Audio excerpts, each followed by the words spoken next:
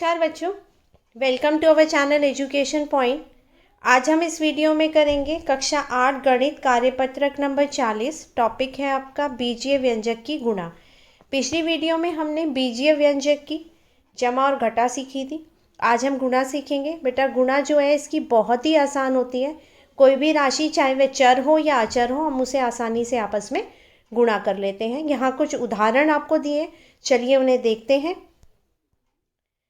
Example 1 दिया है, मैंने बाजार जाकर 10 पेन खरीदे और एक पेन की कीमत p रुपये है तथा तब 10 पेनों की कीमत होगी। बेटा एक पेन जो आपका है वो p रुपये का है, तो 10 पेन कितने के होंगे? 10 गुणा p मतलब 10p। तो इसका आंसर हो गया 10p रुपये।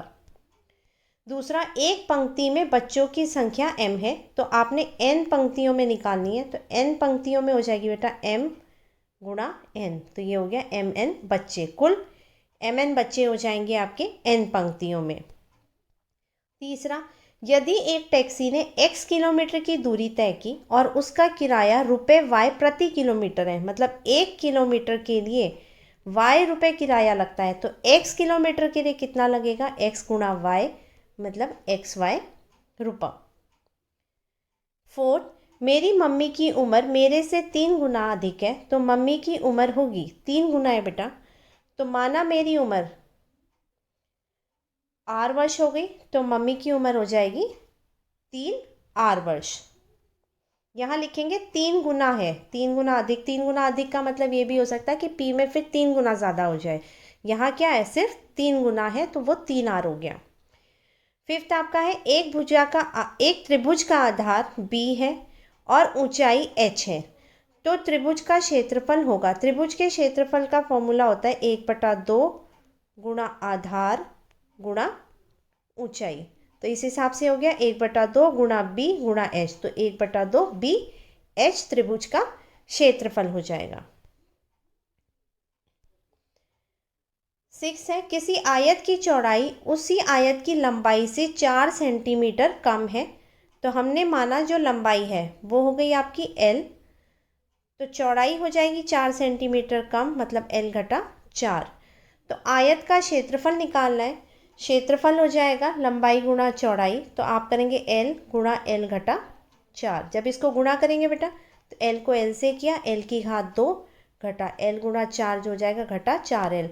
तो आपका जो क्षेत्रफल है वो आ जाएगा l की घात 2 घटा 4l आयत का क्षेत्रफल। वर्ग सेंटीमीटर आप उसकी इकाई लिख देंगे लास्ट में। 2 एग्जाम्पल आपको यहाँ दिए हैं। पहला है, हम पिकनिक गए तो हमने t किलोग्राम सेब p रुपये प्रति किलोग्राम की दर से खरीदे, मतलब हमने t किलोग्राम खरीदे हैं और रेट था p उसका प्रति किलोग्राम का।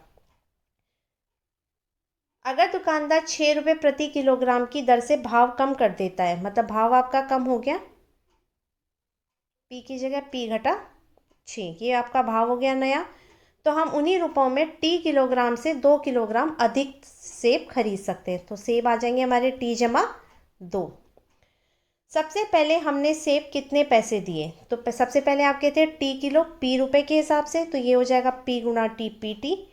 और दूसरा आपका बनता है p घटा 6 गुणा t जमा 2, तो इसको आप गुणा करते हैं, ये हो गया p घटा 6, तो p घटा 6 और ये t जमा 2, तो इसको गुणा करेंगे p गुणा t आपका pt, फिर p को घटा 2, ये जमा 2 से 2p, घटा 6 को t से करेंगे घटा 6t, फिर घटा 6 को 2 से करेंगे घटा 12।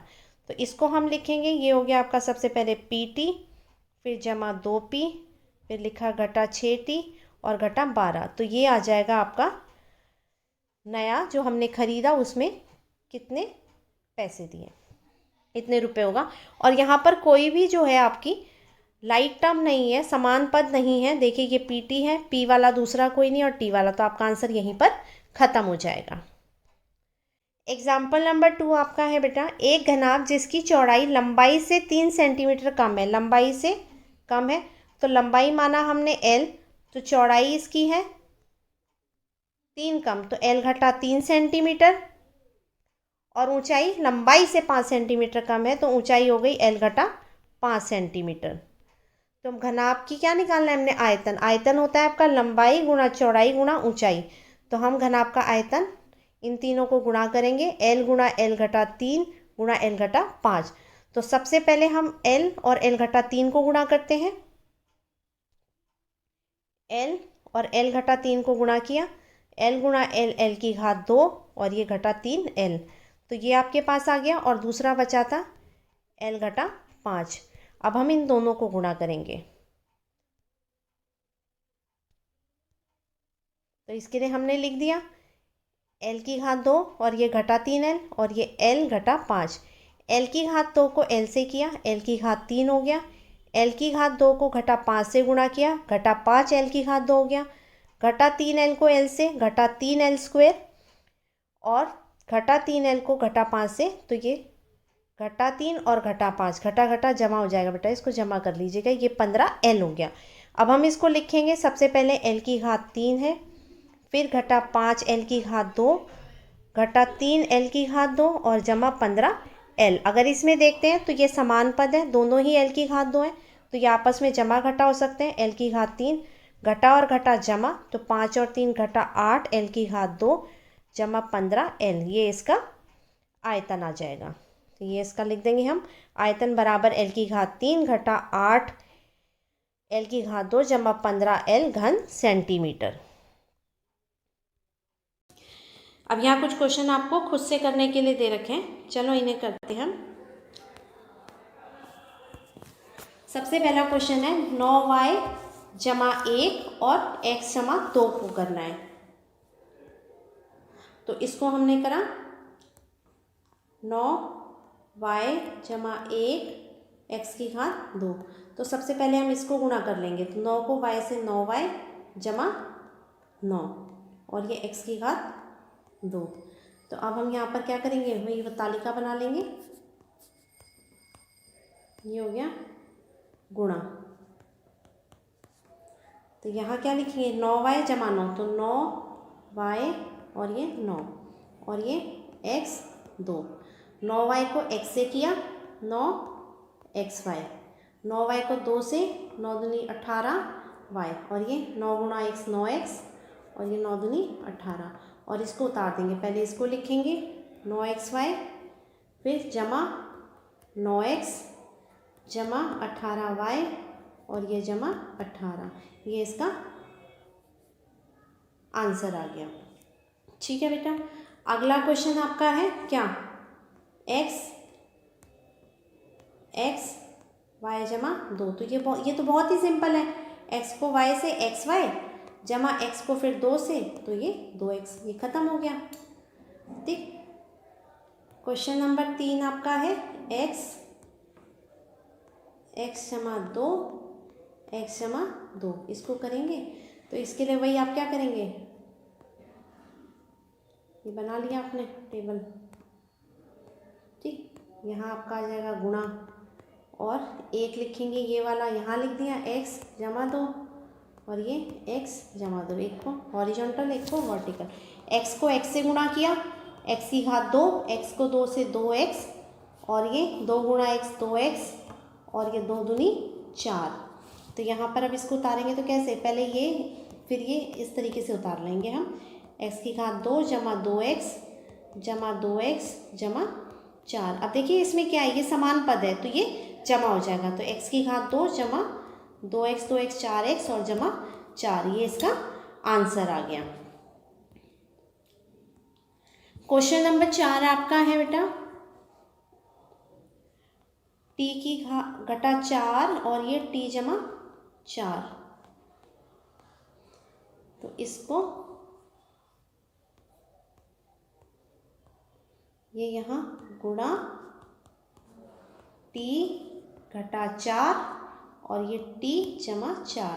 t को t से किया, t की घात 2, t को 4 से 4t, ये घटा 4 को t से तो घटा 4t, घटा 4 और जमा 4, तो ये हो गया 4 गुणा 4 16 और घटा का निशान।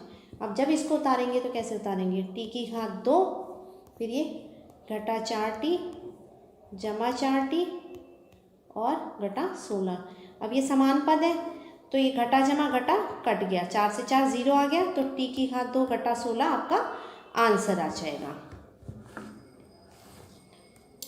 क्वेश्चन नंबर 5 आपका है p जमा 10 और p जमा 1। तो यहाँ आपका आ जाएगा p और ये जमा 10 और ये p जमा 1, p गुणा p, p की घात 2 और ये 1p 10, ये आ गया 10 और p 10p, 10 गुणा 1 10। इसको रख देंगे क्या, p की घात 2 जमा 10p जमा 1p और जमा 10।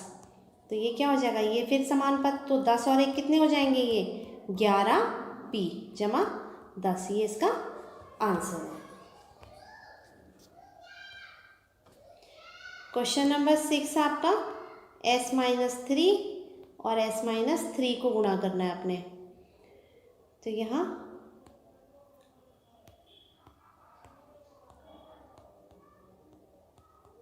गुणा s घटा 3 और ये s घटा 3, s को s से गुणा किया तो s की घात 2 और s को घटा 3 से घटा 3s घटा 3 और s घटा 3s, 3 गुणा 3 9 और ये घटा और घटा जमा आएगा। तो अब इसको जब लिखेंगे तो x की घात 2 घटा 3s जमा 9। देखिए ये s समान पद है तो घटा और घटा जमा होता है, तो 3 और 3 6s, दोनों घटा के घटा का निशान आ गया, तो ये आपका इसका आंसर हो गया। ठीक, क्वेश्चन नंबर 7 आपका क्या है, a+3 और ये b+1। तो इसके लिए ये हो गया आपका गुणा, क्या होगा a और ये जमा 3 और ये b जमा 1, a को b से ab, a को 1 से 1a और ये 3b, 3 गुणा 1 3, तो यहाँ हो जाएगा ab जमा 3b जमा a जमा 3। तो इसमें कोई भी समान पद नहीं है, ये आपका आंसर हो गया। क्वेश्चन नंबर 8 आपका है p जमा 1 p जमा 4। तो ये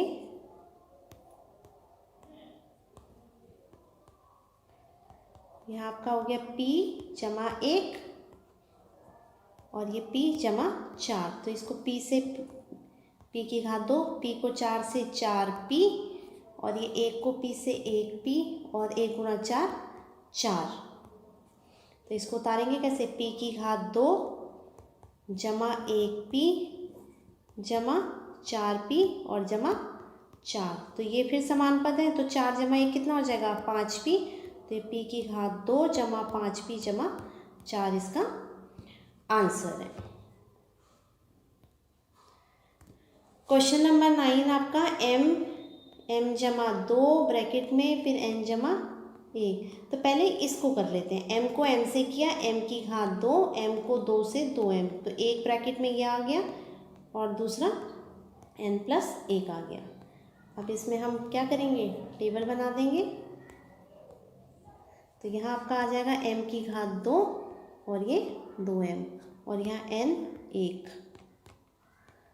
तो जब m की घात 2 को n से करेंगे तो m की घात 2 n, m की घात 2 को 1 से गुणा किया तो ये 2m को n से 2mn और ये 2m, तो ये आ गया m की घात 2n जमा 2mn जमा m की घात 2 जमा 2m। यहाँ पर कोई भी समान पद नहीं है, तो ये आपका आंसर हो गया। आज के लिए इतना ही। उम्मीद करती हूँ कि आप बीजीय व्यंजक को गुणा करना समझ गए होंगे। अब हम नेक्स्ट वीडियो में मिलेंगे नए टॉपिक के साथ। Till then take care, bye.